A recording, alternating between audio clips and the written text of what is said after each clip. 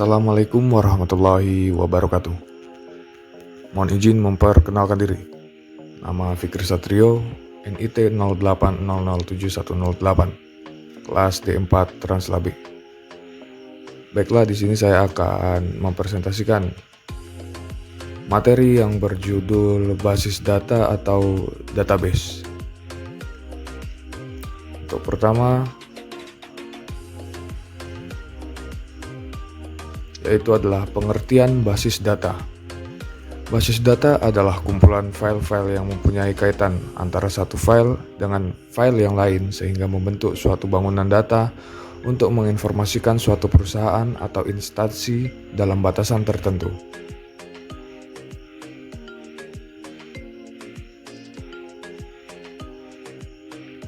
Istilah-istilah basis data.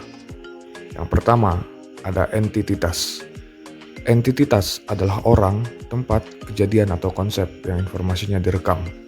Pada bidang kesehatan, entity itu diserupai dengan pasien, dokter, dan kamar.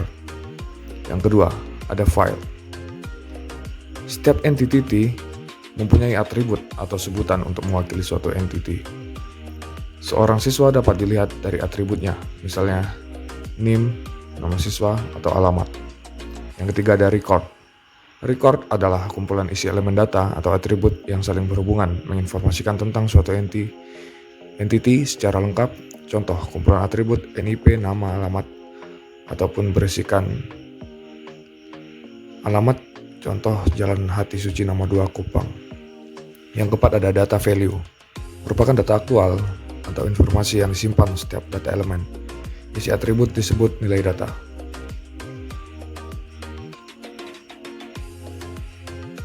Tujuan dan manfaat basis data.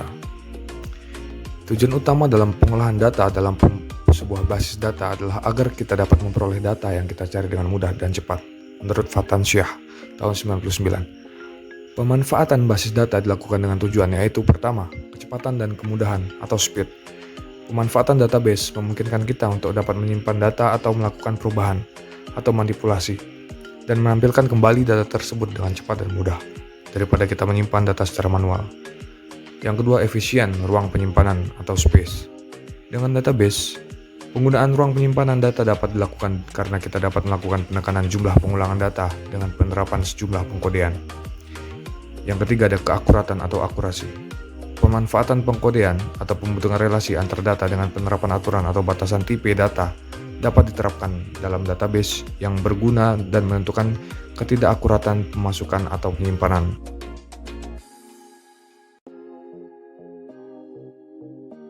Dalam sistem basis data memiliki beberapa komponen, yaitu pertama, ada perangkat keras atau hardware. Perangkat keras yang biasanya terdapat dalam sistem basis data adalah memori sekunder hard disk. Yang kedua, sistem operasi atau operating system. Sistem operasi atau operating system merupakan program yang mengaktifkan atau memfungsikan sistem komputer, mengendalikan seluruh sumber daya atau resource, dan melakukan operasi-operasi dalam komputer. Sistem operasi yang banyak digunakan seperti MS-DOS, MS Windows 95, MS Windows NT, dan Unix. Yang ketiga, basis data atau database. Sebuah basis data atau database dapat memiliki beberapa basis data. Setiap basis data dapat berisi atau memiliki sejumlah objek basis data seperti file atau table.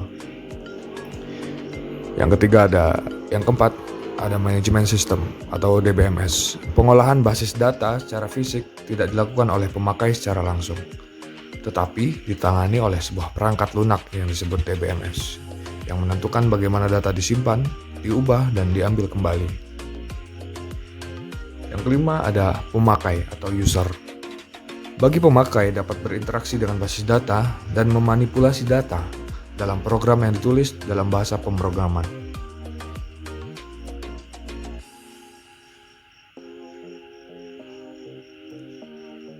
Lalu, tujuan dan manfaat basis data. Yang pertama, ada keamanan atau security. Dalam sejumlah sistem aplikasi, pengelolaan database tidak menerapkan aspek keamanan dalam penggunaan database. Tetapi untuk sistem yang besar dan serius, aspek keamanan juga dapat diterapkan.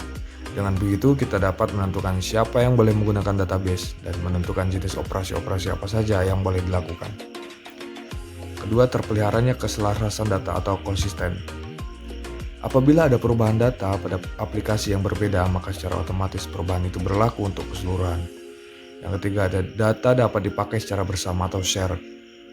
Data dapat dipakai secara bersama-sama oleh beberapa program aplikasi, secara batch maupun online pada saat bersamaan. Yang keempat, ada data diterapkan standarisasi atau standardization. Dengan adanya pengontrolan yang terpusat, maka DBA dapat menerapkan standarisasi data yang disimpan sehingga memudahkan pemakaian, pengiriman maupun pertukaran data.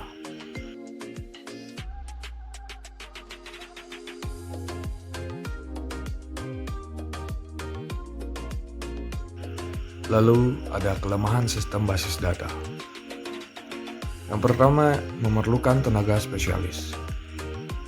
Yang kedua, memerlukan tempat yang besar. Yang ketiga, bersifat kompleks. Yang keempat, yaitu mahal.